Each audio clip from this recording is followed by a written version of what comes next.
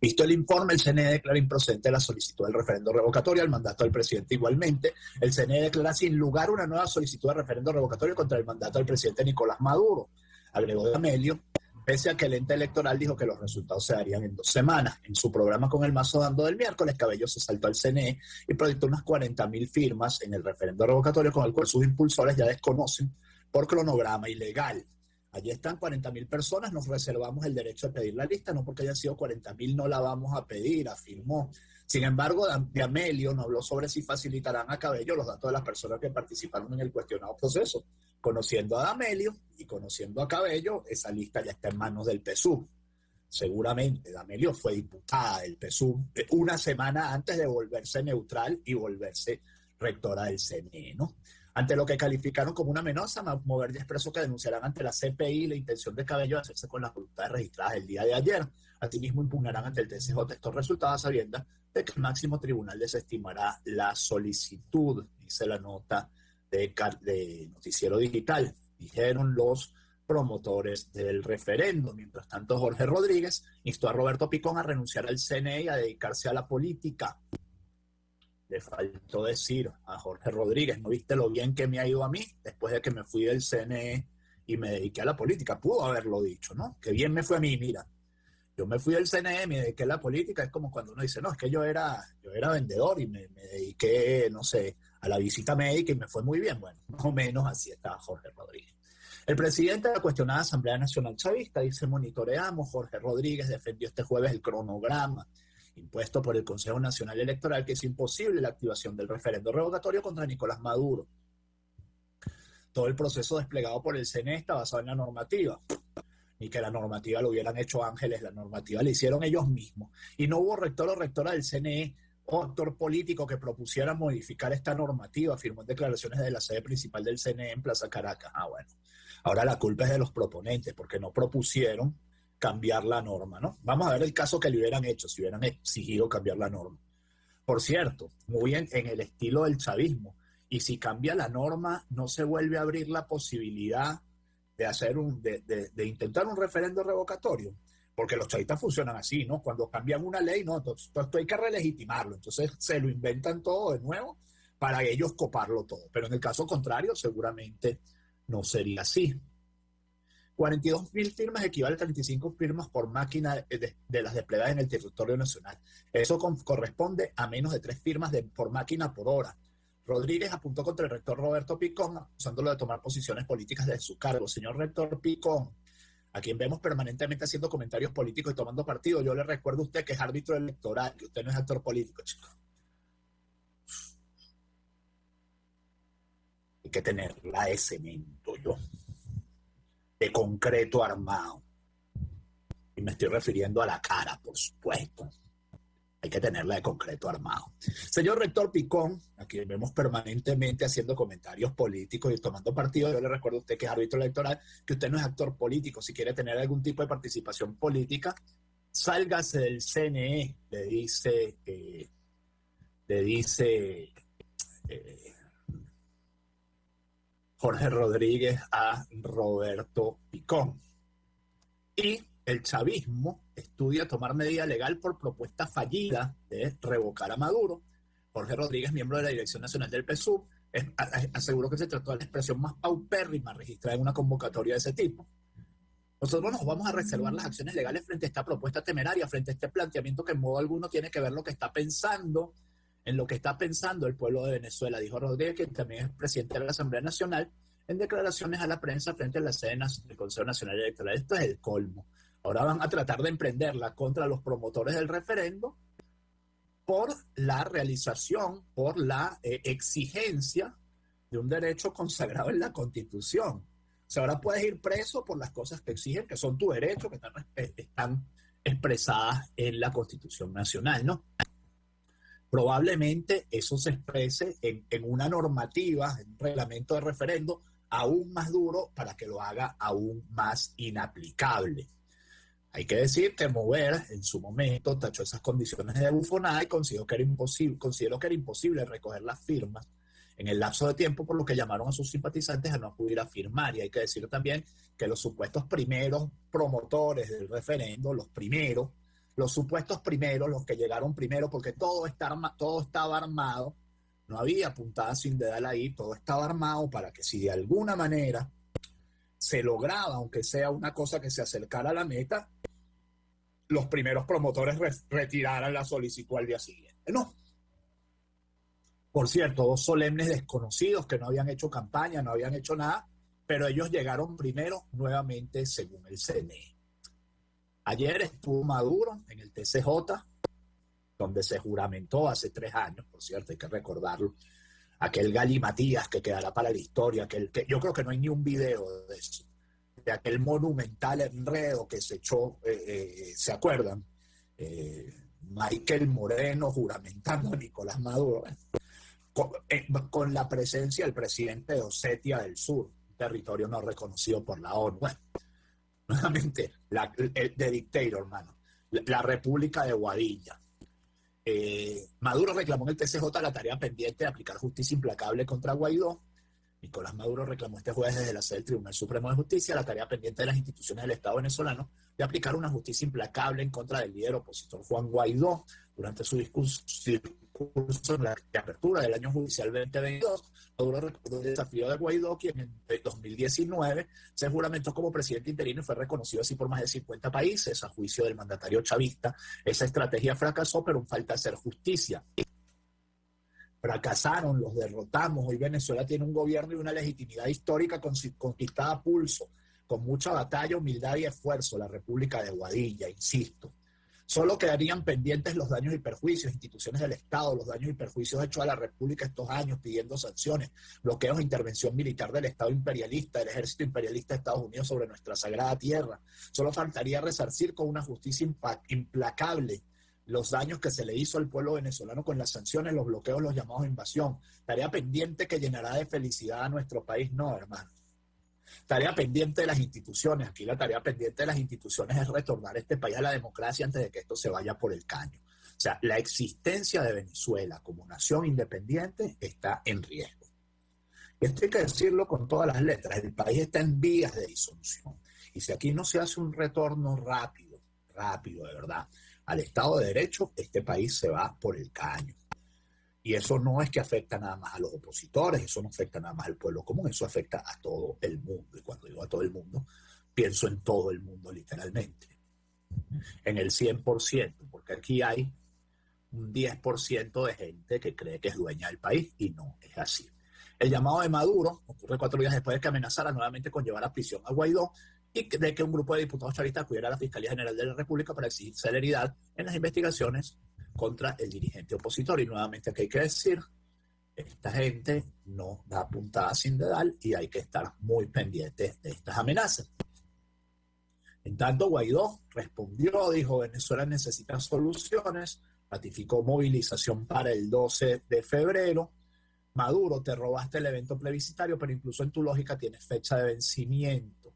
A diferencia de ti, que por miedo no das la cara a la gente, este 12 de febrero vamos a estar en las calles organizándonos para unidos, luchar para nuestro futuro. Esto ha dicho, por cierto, después habló, este no es en el que habla del referendo, después habló del referendo, bueno, nuevamente en su misma línea, ¿no? De decirle, yo no soy el que tiene orden de captura internacional, yo no soy el que tiene una recompensa de $15 millones sobre su cabeza. Bueno, el tema es que Guaidó no puede aplicar la justicia internacionalmente, ¿no? Digo, mientras Maduro no salga del país no hay manera de aplicarle una justicia internacional y Maduro controla la justicia local, o sea, la cosa está complicada, más que nada para Guaidó.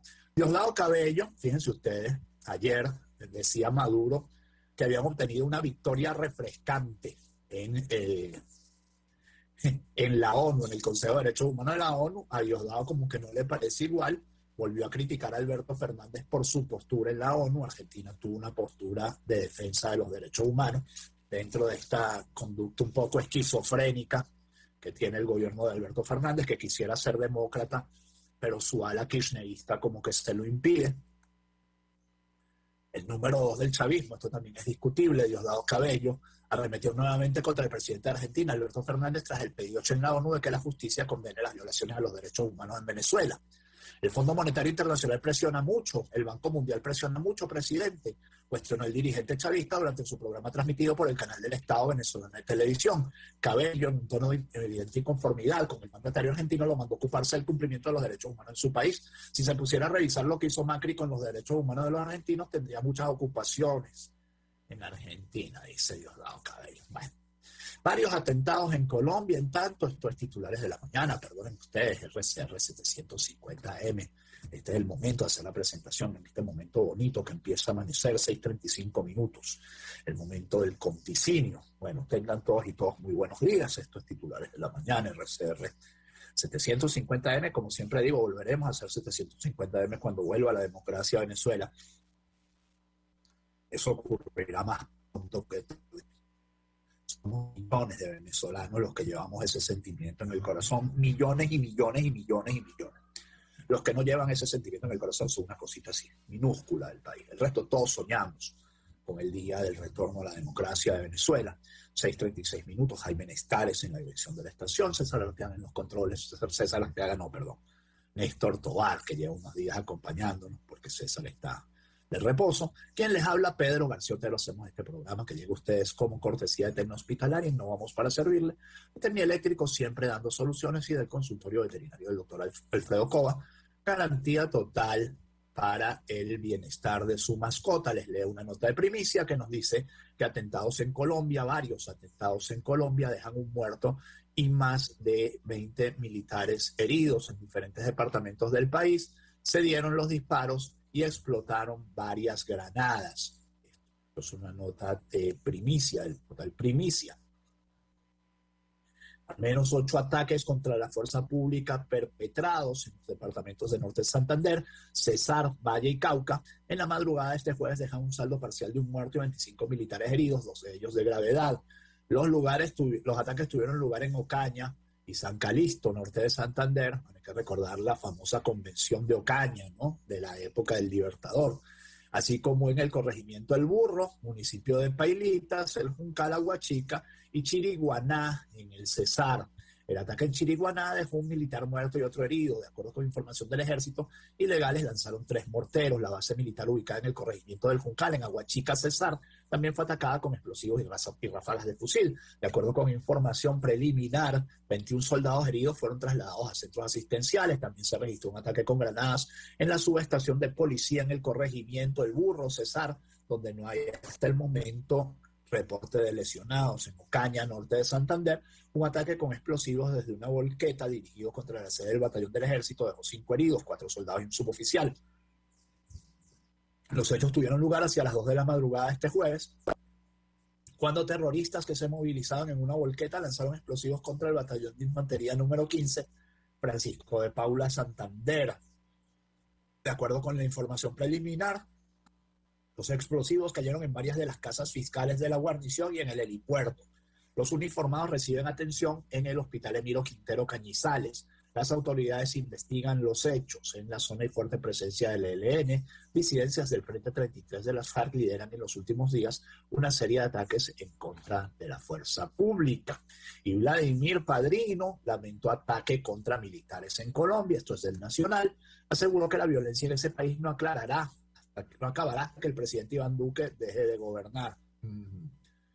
Si el ministro de la Defensa de Colombia hace una cosa similar, aquí una declaración similar, aquí ya le estuvieran cayendo injerencista, golpista, terrorista, etcétera. Bueno, como es Padrino López, la verdad que para hablar desde la autoridad, desde la moral, uno tiene que comportarse. Pues si uno no se comporta, después, bueno, se la aplican igualito a uno, ¿no? Pasa en la vida, pasa en las películas, pasa en TNT. Y como ya digo, TNT ya no lo ve nadie porque todo el mundo ve Netflix. Por cierto, la película esa del dictador de Sacha Baron Cohen está en Netflix. Yo les recomiendo que la vean. Lamentablemente para gente como uno es muy triste porque uno siente que, bueno, eso es lo que terminó siendo Venezuela en gran medida, ¿no? Una suerte de república bananera. El ministro de Defensa de Venezuela, Vladimir Padrino, lamentó este jueves los ataques perpetrados contra militares de la Fuerza Pública colombiana en varias regiones del país andino durante la noche del miércoles y la madrugada de hoy, que dejaron como resultado un soldado muerto y 24 heridos. Lamentamos los hechos de violencia que vive Colombia y que coloca como víctima a la población civil, soldados y policías escribió el ministro en su cuenta de Twitter citando una noticia sobre los ataques a varias bases militares. En un comunicado, el ejército colombiano detalló que el mayor ataque de los registrados ocurrió la madrugada, pero lamentablemente no tengo, aquí está, al referirse al tema, Padrino aseguró que la violencia registrada en Colombia no tendrá fin mientras el presidente Duque siga gobernando. Bueno, lo que hay que decir es que afortunadamente para los colombianos, el presidente Duque hay un día en el que se va a tener que ir del poder, aunque no quiera. Y vendrá otro, que elijan los colombianos. Por evitar esto, por impedir esto, es que están, porque en Venezuela se impide esto, es que estamos como estamos. Lamentablemente, el día de la muerte de la democracia venezolana fue cuando en 2009 la gente en un referendo bien amañado y sin nada que ver con todas las garantías, no lo que pasó ayer, no la mamarrachada de ayer, la payasada de ayer, le permitió a Hugo Chávez la reelección indefinida. La reelección indefinida es la muerte de la democracia. Y sobre todo en nuestros países, porque por ahí dice, que nadie dice que Angela Merkel gobernó 14 años. Primero, Angela Merkel no tenía un cargo de presidente, era un cargo absolutamente y meramente administrativo. Luego, uno no puede comparar las instituciones democráticas de Europa con las instituciones democráticas de América Latina. Los regímenes, primero, de primer ministro, con los regímenes parlamentaristas, pues de alguna manera, con los regímenes presidencialistas. Y en tercer lugar, Angela Merkel, ella misma un buen día dijo, señores, yo me voy para mi casa, yo no quiero seguir aquí. Nuestros quieren seguir hasta el día que se mueran, mano. Y lo han dicho, no es algo que esté inventando, es algo que ellos han, y lo hemos oído todos. Más información internacional, China pide a Estados Unidos que respete a Rusia para resolver la crisis en Ucrania, y esto empieza el elefante en la cacería. Si se mete China en esto, la cosa se complica. El ministro chino de Exteriores, Wang Yi, criticó una vez más la mentalidad de la Guerra Fría de Estados Unidos. En el siglo XXI no puede haber política de bloques, señaló el diplomático. Nuevamente, si usted dice no puede haber política de bloques, no se puede poner del lado de Rusia, que además tienen una relación históricamente tan conflictiva China y Rusia, ¿no? Porque yo me imagino que para un chino debe ser muy duro vivir absolutamente apiñado, mirar para el norte y ver a la Siberia absolutamente sin una persona, ¿no? Digo, para un habitante de China y para un chino promedio debe ser algo muy tentador mirar al norte y ver esos campos desolados mientras en su país están tan apretados. China advirtió este jueves a Estados Unidos de que para resolver el conflicto en Ucrania se deben respetar las legítimas preocupaciones de Rusia, al tiempo que pidió calma y contención a todas las partes para evitar mayores tensiones. Esta es una sabia recomendación, calma y contención, y en este momento es muy importante. El ministro chino de Exteriores, Wang Yi, conversó telefónicamente con su homólogo estadounidense, Anthony, en la que argumentó, esta nota está muy mal escrita, que la expansión militar en referencia a la OTAN no garantizará la seguridad regional en un momento de máxima preocupación por la concentración de tropas rusas en la frontera con Ucrania. Wang aprovechó la ocasión para criticar una vez más la mentalidad de guerra de Estados Unidos. En el siglo XXI no puede haber política de bloques, señaló el diplomático, quien agregó que es necesario un mecanismo de seguridad europeo equilibrado y sostenible al cual se llegue mediante negociaciones, pero las preocupaciones de seguridad de Rusia son razonables y deben tomarse en serio.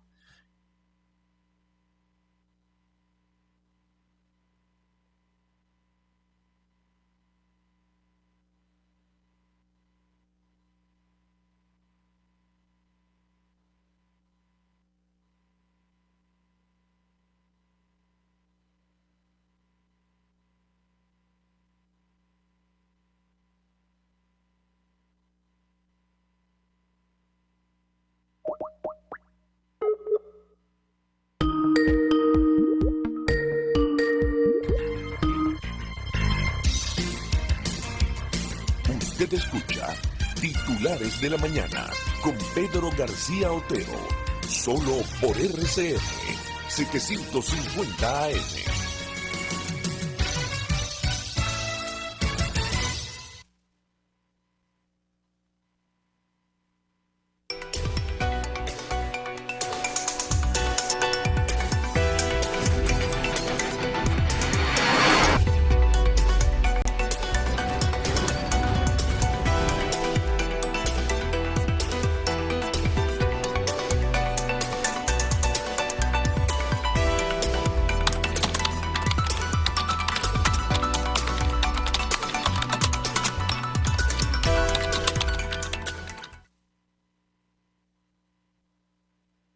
Sintonícenos a través de Un espacio que analiza y debate la coyuntura política, económica y social de nuestro país.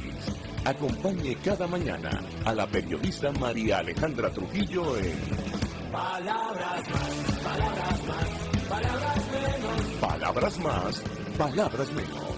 Informes, entrevistas, análisis y discusiones sobre los temas de actualidad.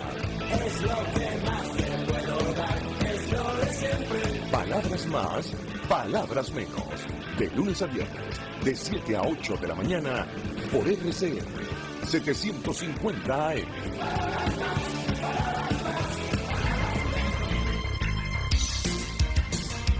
Estás escuchando Titulares de la Mañana con Pedro García Otero, solo por RCR 750 AM.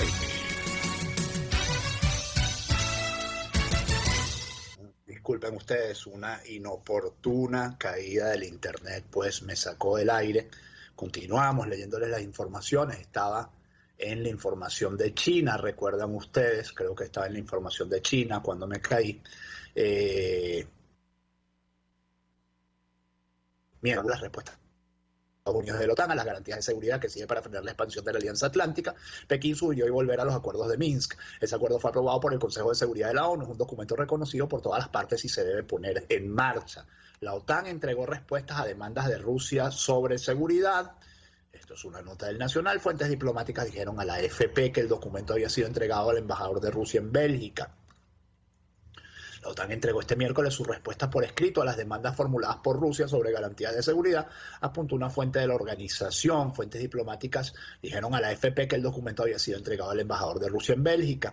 En Moscú, el gobierno ruso anunció que había recibido una respuesta separada por escrito de parte de Estados Unidos mediante el embajador estadounidense John Sullivan. Rusia había presentado en diciembre los borradores de tratados propuestos a la OTAN y Estados Unidos sobre la materia de seguridad y la retirada de la presencia militar de las proximidades de la frontera rusa, y está sucediendo todo lo contrario.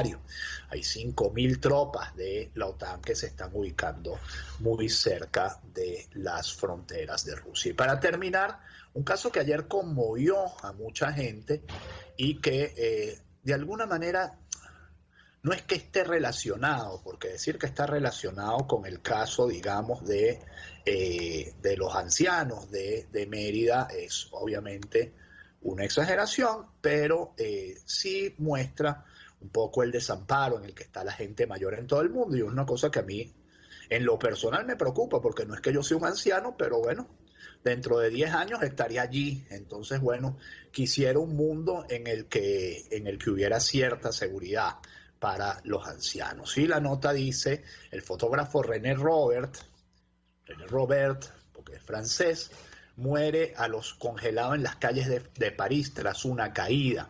El artista de 84 años permaneció 9 horas en la acera sin que nadie le prestara ayuda. Terrible caso. La muerte a los 84 años de René Robert, el fotógrafo suizo que retrató a las grandes estrellas del flamenco contemporáneo, podría ser una estadística, uno más de los 500 que cada año mueren en las calles de las ciudades de Francia. Lo que distingue a Robert de la mayoría de estos muertos es la soledad. En la soledad y el desamparo es, primero, que él no era un sin techo. La segunda diferencia es que era alguien con una trayectoria profesional reconocida y que gracias a ello sus amigos han dado a conocer las circunstancias en las que murió. El miércoles 19 de enero, pasadas las 9 de la noche, Robert daba su paseo nocturno habitual por su barrio parisiense, el de la Plaza de la República, uno de los centros neurálgicos de París, casi siempre concurrida y bulliciosa. Ante el número 89 de la calle de Turbigo, cayó al suelo, se desconoce el porqué, si tropezó o si sufrió un mareo, y ahí quedó en un trozo de acera entre una tienda de vinos y una óptica, paralizado y a la vista de los parisienses que volvían de sus casas a toda prisa de trabajar, los paseantes que iban o venían de los restaurantes o de los cafés de la zona y los turistas. Pasaron las horas, las calles se vaciaron, Robert seguía allí, y es fácil imaginar que para los transeúntes era uno más de tantas personas que en París y en tantas ciudades de los países de Occidente rico viven en la calle, y uno a veces no sabe si duermen o agonizan. A las 6 de la madrugada del jueves 20 alguien lo vio y llamó a los bomberos. Demasiado tarde, habían pasado 9 horas desde la caída. Llegó a la ambulancia cuando René Robert, el retratista de Camarón de la Isla y Paco de Lucía, entre otros, ingresó al hospital Cochán. Fue imposible reanimarlo. La causa de la muerte fue una hipotermia severa, según los bomberos, es decir, Murió de frío el señor René Robert, pasa su alma, y que bueno, que sus últimas horas, que sus familiares consigan consuelo al terrible, al horror de sus últimas horas de vida. 6:51, vamos a un momento de publicidad. Quiero ofrecerles los servicios de Tecnohospitalaria, www.tecnohospitalaria.com, porque somos el nombre propio, el nombre más reconocido en mobiliario y equipamiento para clínicas, para pacientes o para galenos. Todo lo que usted necesita para una clínica, para un médico, para un paciente, lo tiene en www.tecnohospitalaria.com, y a través de su página web puede realizar todas las consultas y hacer sus pedidos con delivery o pick-up. También tenemos, por supuesto, todo lo que tiene que ver para combatir el coronavirus. En este momento, mascarillas, guantes de examen, geles bacteriales, bragas de protección biológica y mucho más. Búsquenos en www.tecnohospitalaria.com, por supuesto 0212-919-9549, o a través de @tecnohospitalaria en Instagram. Innovamos para servirle, tenemos todo lo que usted necesita para combatir el COVID-19, y hablarles también de Tecni Eléctrico, porque en reparación de decodificadores de todas las marcas, microondas, televisores, todo puede volver a funcionar si usted lo pone en las manos de nuestros técnicos competentes, que le ofrecen revisión sin costo, garantía sobre el trabajo, respaldo de una empresa y los repuestos que ya no tendrá que andar sabaneando por allí. 0412-806-2591, 0412-806-2591, o síganos en Instagram como @tecnieléctrico, porque Tecnieléctrico siempre damos soluciones. Hablarles también del consultorio veterinario del doctor Alfredo Cova en Santa Mónica, atención especializada tanto a animales grandes como pequeños, e incluso a peces, caballos y morrocoyes. Servicio de medicina interna, atención preventiva, cirugías selectivas, vacunación y peluquería canina. Búsquenos en las redes sociales como @DR Alfredo Cova, o llámenos al 022-661-1546, 0414-127-7947, Avenida Arturo Michelén, entre calles Damaso Villalba y Manuel Díaz. Se encuentra el consultorio veterinario del doctor Alfredo Cova, garantía integral para el bienestar de su mascota. Y bueno, justamente algunas informaciones más antes de terminar el programa. Quiero leerles la cifra de casos de coronavirus: 1.887 nuevos casos según la cifra de referencia. Por cierto, ayer, a 2 años de la pandemia, falta un mes para que cumplan 2 años de la pandemia, un mes y una semana. En Venezuela, ayer fue que empezaron a pedirle a los laboratorios privados datos sobre estadísticas, pues, de COVID-19.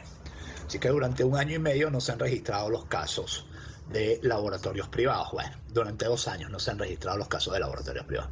Por eso digo que estas cifras terminan siendo, pues, como todo, una chambonada, ¿no?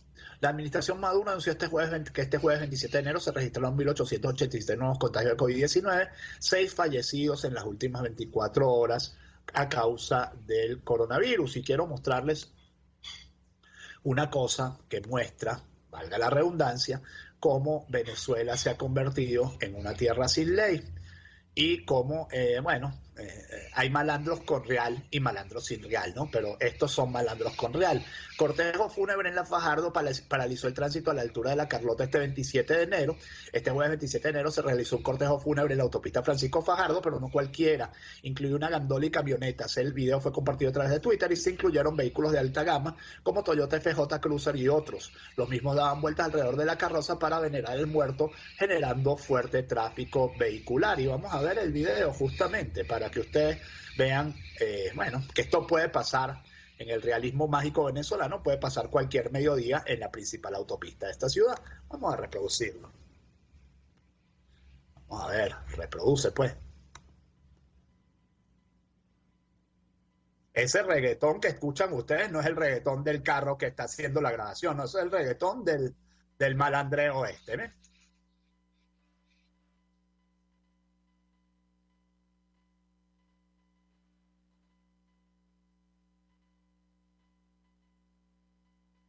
¿Qué puede pensar el señor que está ahí de primero en su carro sobre esto que está viendo? Tremendo, tremendo.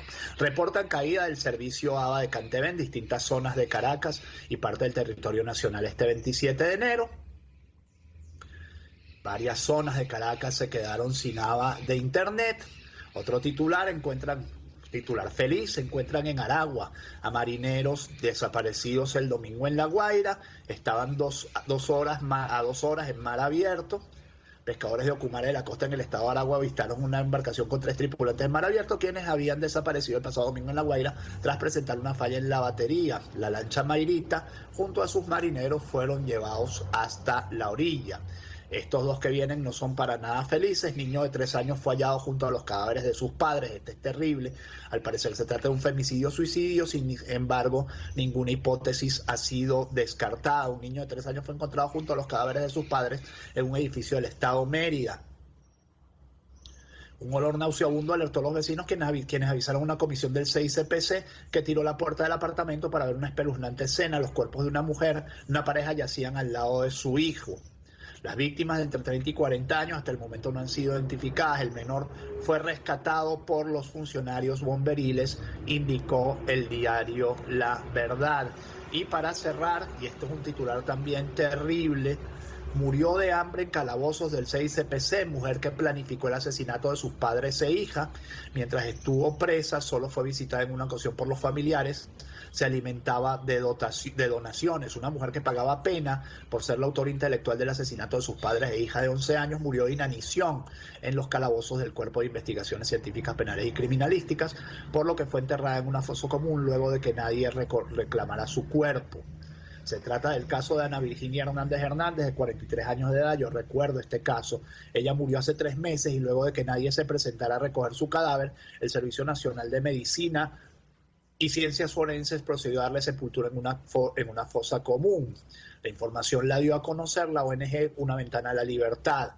Durante su estancia en el lugar solo fue visitada una vez por sus familiares. Su forma de alimentarse fue a través de la caridad de la iglesia, ONG, o cuando sus compañeras le compartían alguna comida. Hernández fue acusada de ser la autora intelectual de matar a sus padres, Omar Hernández Sabatino y Adaís Virginia Hernández, y su hija de 11 años, Luisana Blanco Hernández, asesinados el 1 de octubre del año 2016 en la urbanización Andrés Bello de Maracay.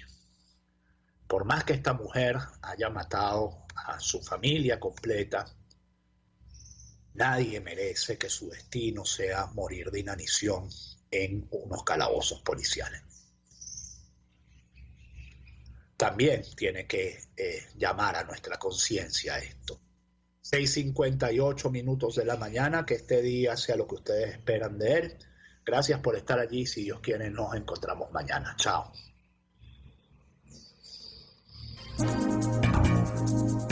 Informe RCR presentó Titulares de la Mañana con Pedro García Otero. Este programa fue presentado por... En Santa Mónica, consultorio veterinario del Dr. Alfredo Cova, garantía total para el bienestar de su mascota. Tecnohospitalaria.com, la calidad que da la experiencia en servicio técnico de equipos médicos y estéticos. Tecnieléctrico, siempre damos soluciones.